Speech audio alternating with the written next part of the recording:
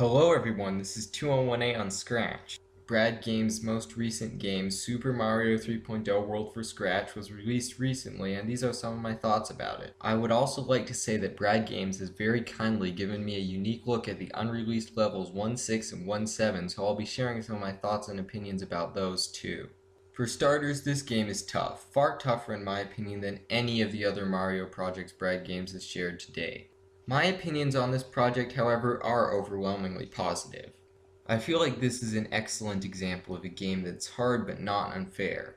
It's hard because the levels consist of multiple well thought out challenges that have to be solved with an ask first, attack later attitude, otherwise you're very likely to find yourself dead.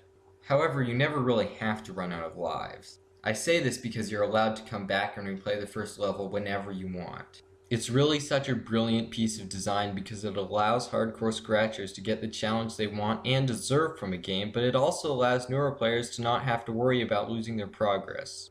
If there's two things that aren't so great, one is the fact that the coins don't really do anything. But then again, if getting enough of them resulted in getting an extra life, I could see it losing so much of the challenge that many of us enjoy.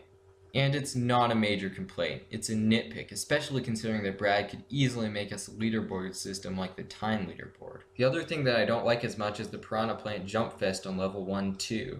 This is kind of obnoxious because not only do you have to deal with the reasonable issue of these guys jumping up and down near the coins, you also have to calculate for the motion of the platform.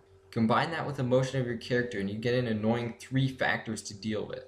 I've never personally been able to react to this and have survived merely on a coin toss.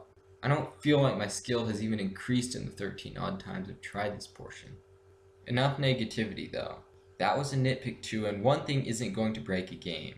I've personally never made a game on Scratch that has under 5 things someone who's played through it could reasonably tear down, so this game is near perfect. I think some people say it's hard and therefore it sucks.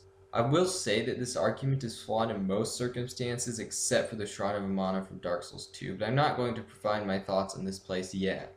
If you're really interested in knowing how I feel, just look up any boot camp scene from the movie Full Metal Jacket and you'll get a taste of the things I want to say on a good day.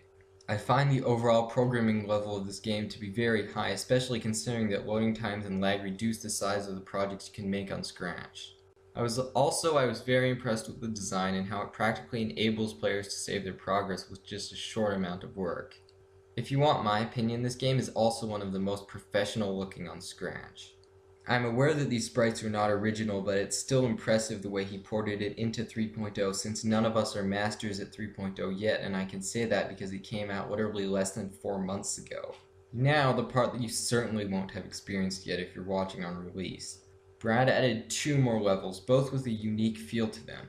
The first one is set on a frozen plain. It helps when cooled down from the terrors of some of the previous levels. I won't spoil too much, but there are also some new enemies here. Finally, there's an underwater level reminiscent of the Cheep Cheep Reef. It's not complete now, but I'm super excited to see where he goes. Anyway, those are my first thoughts of Super Mario Version 3 for Scratch by Brad Games. Check out the project if you haven't already.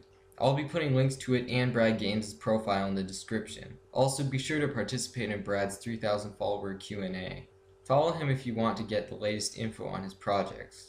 And finally, Dodo Platformer Remastered will be released on my profile on Sunday, which is basically a complete graphical and mechanical redo of one of my most memorable projects that was graphically and mechanically very chunky. Thank you all for watching and expect to see more videos regarding Scratch and Super Mario Version 3 in the future.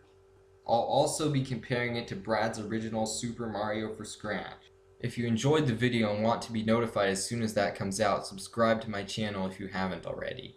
Again, thank you for watching and I'll see you in the next video.